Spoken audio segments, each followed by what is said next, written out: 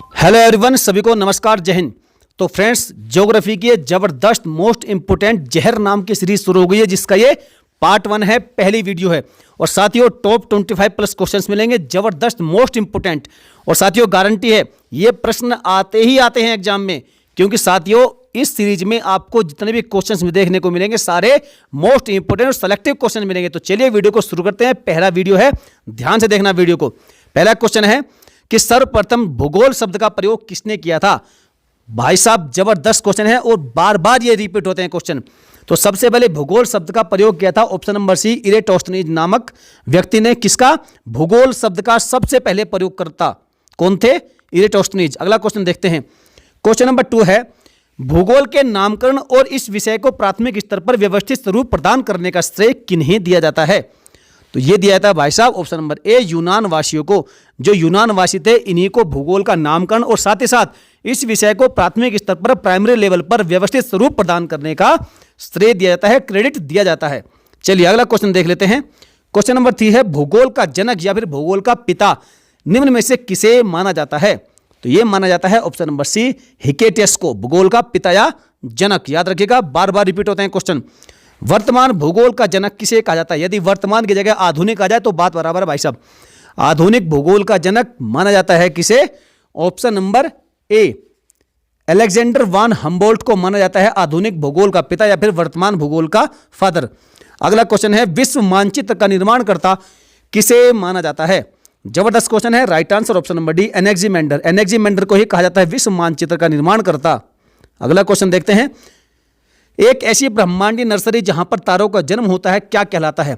जहां पर तारों का जन्म होता है, क्वेश्चन को समझिएगा ध्यान से। ऐसी ब्रह्मांडीय नर्सरी तो वह कौन सी है? निहारिका, मंदाकिनी, ब्रह्मांड या फिर इनमें से कोई नहीं। यदि आप ऊपर के तीनों विकल्प पढ़ेंगे तो आपको सभी बिल्कुल सही लगेंगे, लेकिन भाई साहब इसका जो राइट आंसर है ऑप्शन नंबर ए है, निहारिका, जिसे हम नेबुला भी कहते हैं।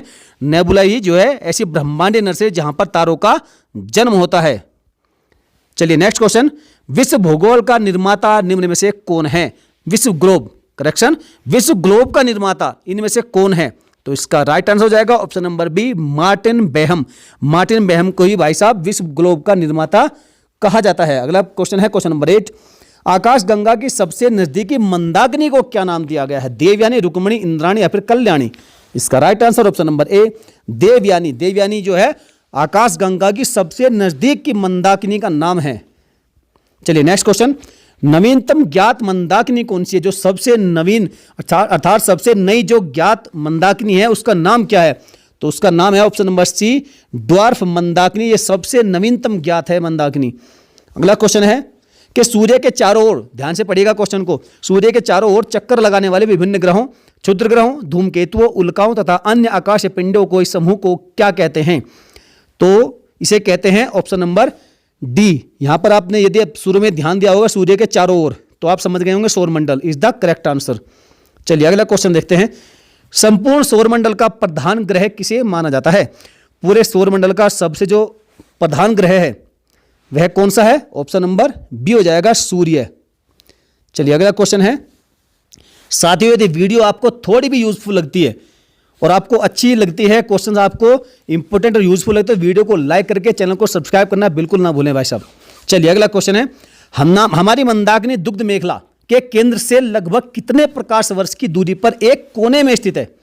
20,000 प्रकाश वर्ष, 10,000, 30,000 या फिर 40,000 प्रकाश वर्ष? तो इसका राइट आंसर हो जाएगा ऑप्शन नंबर सी, 30,000 प्रकाश वर्ष की दूरी पर एक कोने में स्थित है हमारी मंदाकिनी, दुग्ध मेखला के सेंटर से। चलिए नेक्स्ट क्वेश्चन है, क्वेश्चन नंबर 13 है कि सर्वप्रथम इंडिया शब्द का प्रयोग भारत के लिए किस भाषा में किया गया है? जबरदस्त धुआं प्रश्न। उर्दू, अरबी, फारसी या फिर ग्रीक? तो इसका राइट आंसर हो जाएगा ऑप्शन नंबर डी, ग्रीक भाषा में। नेक्स्ट क्वेश्चन है, प्राचीन भारतीय भौगोलिक मान्यता के अनुसार भारतवर्ष किस द्वीप का अंग था? मोस्ट इंपोर्टेंट है भाई साहब, इसका राइट आंसर क्या है? ऑप्शन नंबर बी, जम्बू द्वीप। अक्सर आपने ध्यान दिया होगा, यदि नहीं दिया तो आगे देना। जब आप कभी पूजा पाठ घर में कराएंगे, कोई हवन यज्ञ कराएंगे, तो जो ब्राह्मण जो होता है, तो जब वह पूजा का संकल्प लेता है तो संकल्प में क्या पढ़ता है शुरू में? आप ध्यान दीजिएगा, आगे भविष्य में जब भी आप कभी किसी पूजा में बैठे तो वह पढ़ता है कि श्री विष्णु श्रीमद् भगवते महापुरुषस्य विष्णुराज्ञया पर्वतमानस्य अद्य ब्राह्मणो द्वितीय अपराधे शीर्षेत वाराह कल्पे वैवस्वत मनवंतरे अंश अष्टाविंशतितमे कलियुगे कलि प्रथम चरणे बोधावतारे भूर्लोके जम्बूद्वीपे भरतखंडे भारतवर्षे आर्यावर्त एक देशे। तो ये सब पढ़ते हैं जो ब्राह्मण होते हैं, आचार्य होते हैं, और उसमें शब्द आता है जम्बूद्वीप, तो इसी का एक अंग था क्या, भारतवर्ष। चलिए नेक्स्ट क्वेश्चन है कि भारतीय मानक समय आधारित है, इसका राइट आंसर है ऑप्शन नंबर सी है 82 डिग्री 30 मिनट पूर्वी देशांतर। याद रखिएगा पूर्वी देशांतर कितना, 82 डिग्री 30 मिनट। अब देखिए फ्रेंड ध्यान दीजिएगा, ये जो आपकी है प्राइम मेरिडियन, तो हम इससे 82 डिग्री 30 मिनट पूर्व की ओर है, हम इधर की ओर है। अगर यहां पर इंडिया है तो हम 82 डिग्री 30 मिनट पूर्व की ओर है, या फिर आपको कहीं कहीं लिखा मिलेगा प्लस में 5.5 घंटा आगे हैं हम, प्लस 5.5 घंटा आगे हैं। किससे आगे हैं, जो प्राइम मेरिडियन है। और ध्यान रखिएगा जो मेन जो जीएमटी है, जीएमटी फुल फॉर्म में ग्रीनविच मीन टाइम, जो मेन जीएमटी है वो कहां पर है, वो इंग्लैंड में है। इंग्लैंड में है कहां पर, एक ग्रीनविच नाम की एक जगह है, तो वहां से लिया गया है ये जीएमटी। और आप कहेंगे कि साहब ये यहीं से क्यों गुजरी, तो भाई साहब उस समय पर क्या है, ये जो इंग्लैंड था, जो ब्रिटेन था, ये क्या अमीर देश थे और अमीरों की चला करती थी। आप आम भाषा में जान लीजिएगा, जैसे गांव देहात में भी आजकल क्या होता है, जिसके पास ज़्यादा पैसा होता है तो वो अपनी पावर का इस्तेमाल करता है, अपनी ताकत दिखाता है। तो वैसे ही उन अंग्रेजों ने कहा इंग्लैंड वासियों ने कि भैया हम अमीर आदमी हैं, हम जहाँ से कहेंगे वहीं से निकलेगी। तो कहने का मतलब है इंग्लैंड में एक जगह है ब्रिटेन में ग्रीनविच, तो वहीं से निकली है ये जीएमटी लाइन। चलिए आगे बढ़ते हैं। अगला क्वेश्चन है कि भारत का प्रमाणिक समय उस स्थान का स्थानीय समय है जो स्थित है। तो मैंने आपको बताया है ये स्थित है आपका प्रयागराज के समीप, कहां पर, नैनी में। चलिए अगला क्वेश्चन देखते हैं कि भारत की स्थलीय सीमा की लंबाई कितनी है। जो भारत की स्थलीय सीमा है उसकी लंबाई कितनी है, ऑप्शन नंबर डी है 15,200 किलोमीटर। याद रखिएगा बहुत बार रिपीट हुआ है क्वेश्चन।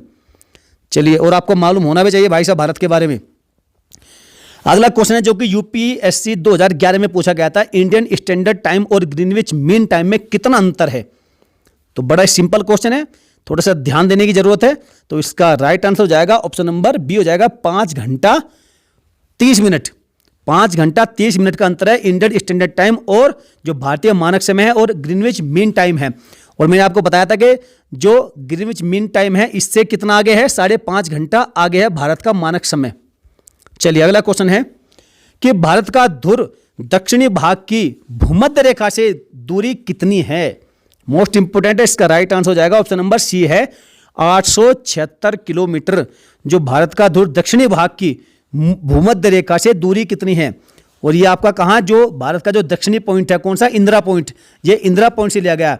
मतलब इंदिरा पॉइंट से भूमध्य रेखा की जो दूरी है वो है 876 किलोमीटर, याद रखिएगा। चलिए नेक्स्ट क्वेश्चन है क्वेश्चन नंबर 21, भारत की द्वीपों सहित तट रेखा की लंबाई कितनी है। भारत की द्वीपों के सहित तट रेखा की लंबाई है भाई साहब ऑप्शन नंबर सी 7516.5 किलोमीटर। याद रखिएगा 7516.5 किलोमीटर है। अगला क्वेश्चन है कि भारत की उत्तर से दक्षिण तक की लंबाई कितनी है। भारत की उत्तर से दक्षिण था जम्मू कश्मीर से कन्याकुमारी, तो इसकी जो भारत से उत्तर से दक्षिण तक की लंबाई है वो है ऑप्शन नंबर बी 3214 किलोमीटर। चलिए नेक्स्ट क्वेश्चन देखते हैं क्वेश्चन नंबर 23, भारत की पूर्व से दक्षिण तक की लंबाई कितनी है। तो पूर्व से दक्षिण था अरुणाचल से कहां, गुजरात तक की जो लंबाई है वो कितनी है, ऑप्शन नंबर ए हो जाएगा इसका राइट आंसर। 2933 किलोमीटर की लंबाई है पूर्व से पश्चिम तक की, अरुणाचल से गुजरात तक की। चलिए नेक्स्ट क्वेश्चन है क्वेश्चन नंबर 24, भारत की तट रेखा की लंबाई कितनी है। भारत की जो तटीय रेखा है उसकी लंबाई कितनी है, तो वो है भाई साहब ऑप्शन नंबर ए 6100 अर्थात 6100 किलोमीटर। ये बीपीएससी 1994 में क्वेश्चन पूछा गया था।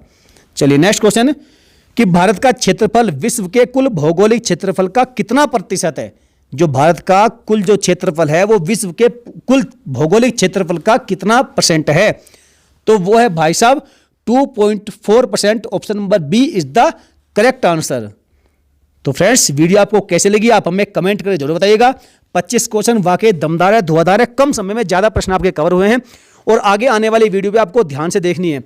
और प्रश्नों को नोट जरूर करिएगा यदि आप किसी भी एग्जाम की तैयारी करें। तो फ्रेंड्स वीडियो अच्छी लगे तो वीडियो को लाइक करके चैनल को सब्सक्राइब करके बेल आइकन को जरूर से जरूर प्रेस करिएगा।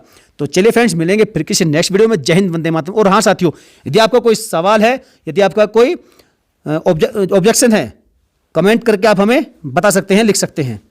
चलिए, जय हिंद, धन्यवाद।